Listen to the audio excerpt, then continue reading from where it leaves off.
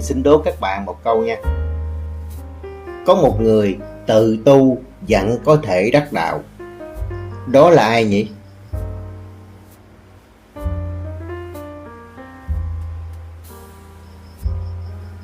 Vâng, những người nào mà chúng ta thường xem kinh Phật, những phim ảnh về Phật, chúng ta sẽ hiểu một điều rằng đó chính là Đức Ma Ha Ca Diếp, hay còn gọi là Đức Đại Ca Diếp.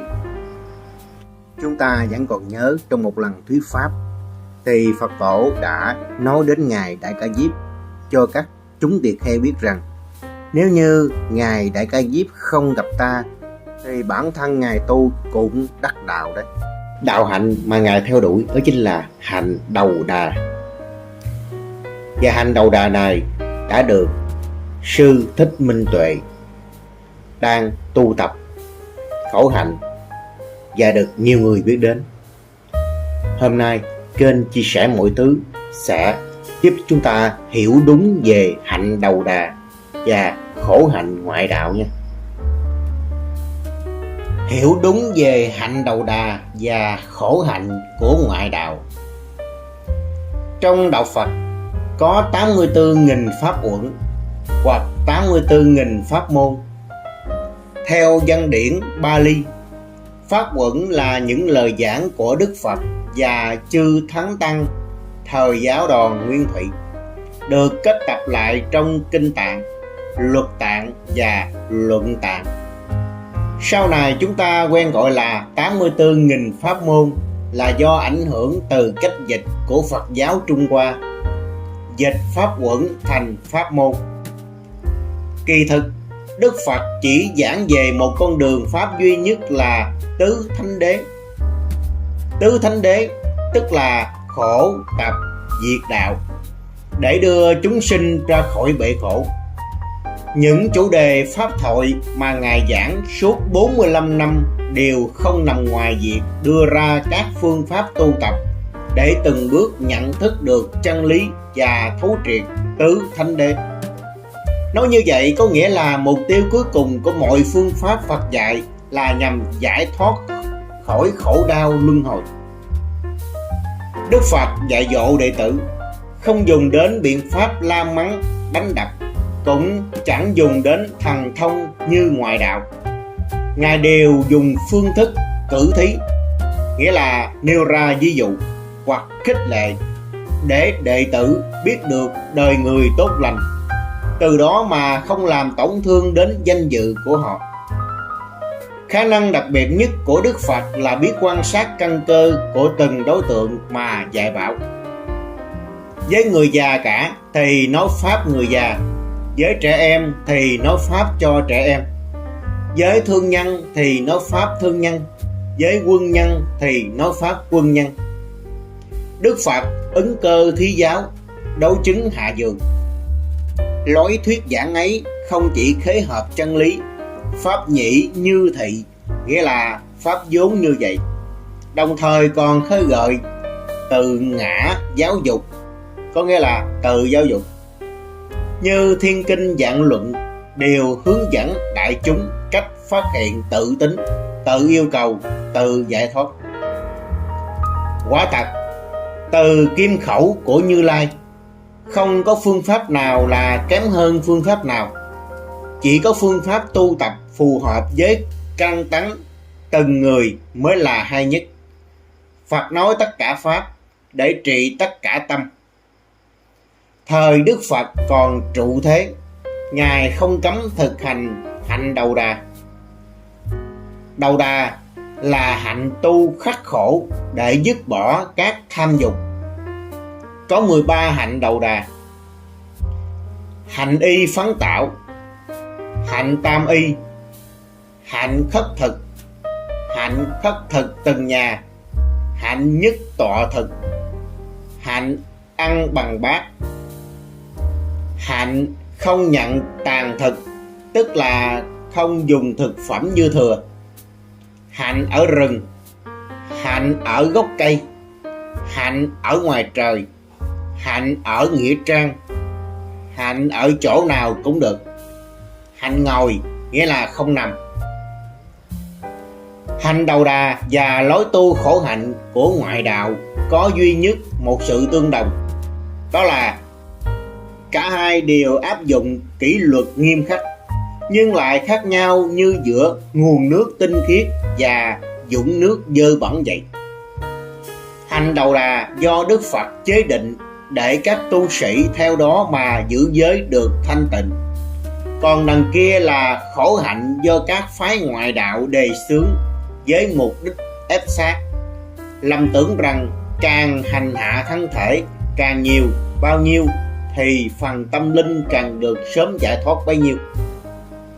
Đầu đà là phương tiện quý báu trợ duyên cho sự thoát ly khỏi tham dục. Tu hạnh đầu đà đợi thành tựu giới, tăng trưởng định và duyên thành tuệ. Thế Tôn đã xác quyết: hạnh đầu đà này được ở đời thì pháp của ta cũng sẽ được lâu dài ở đời. Thiên đạo tăng thêm, ba đường ác liền giảm. Tu đà hoàng, tư đà hàm, a na hàm đều còn ở đời. Tuy vậy, việc thọ trì hạnh đầu đà chỉ áp dụng cho bậc xuất gia, tức là những vị thọ cụ túc giới, có giới thể trong sạch, phát tâm thọ trì hạnh đầu đà để duyên thành công đức.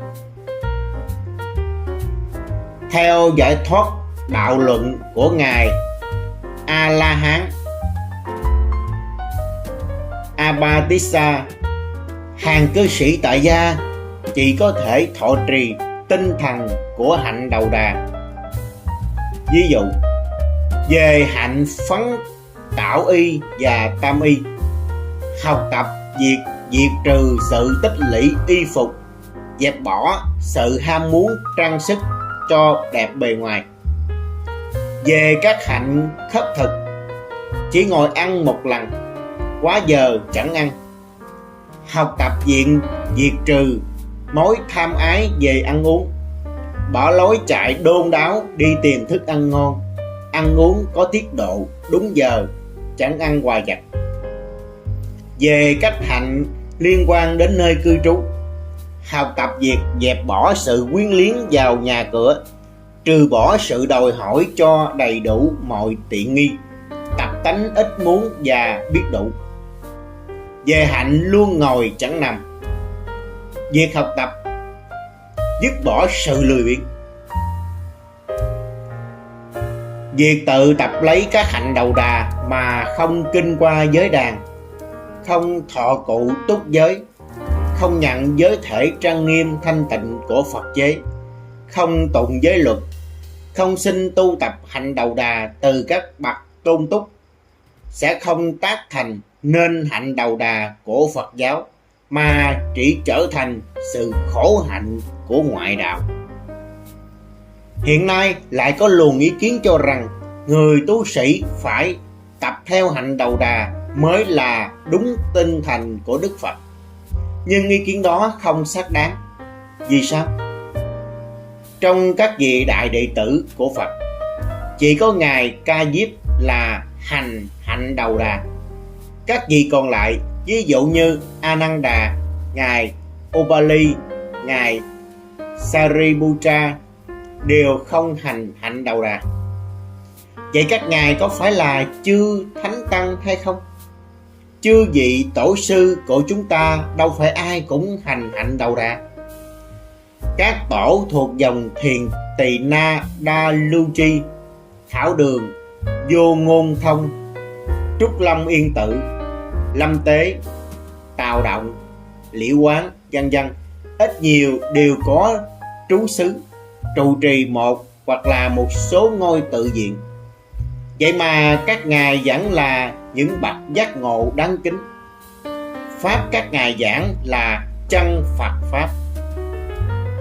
Thật ra lịch sử Phật giáo cho hậu thế chúng ta biết đạo Phật cần phải khế lý, khế cơ.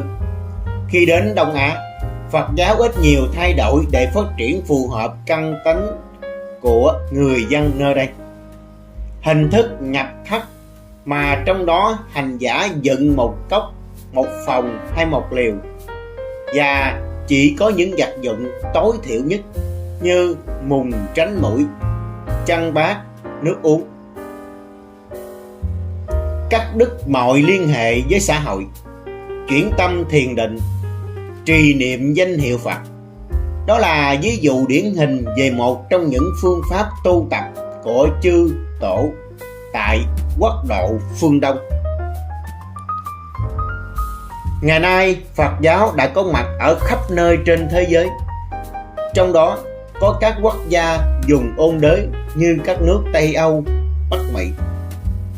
Liệu chư tăng có thể thực hành hạnh tam y, hạnh ở rừng trong điều kiện mùa đông lạnh giá ở đó không? Chúng ta phải thích nghi với thời tiết. Đức Phật sống ở Ấn Độ và mùa đông ở Ấn Độ không giá băng như Alaska hay Anh Quốc. Cũng vậy, việc phê phán chư tăng ngày nay trụ tại trú xứ là không có cơ sở. Ngay từ thời Đức Phật, Ngài đã thọ nhận và cho phép tăng đoàn sử dụng các ngôi tịnh xá kỳ viên. Các tịnh xá là nơi chư thánh tăng giảng pháp, tiếp nhận đồ chúng và tu tập. Theo dòng thời gian, đoàn du tăng phát triển cùng với những ngôi tự viện.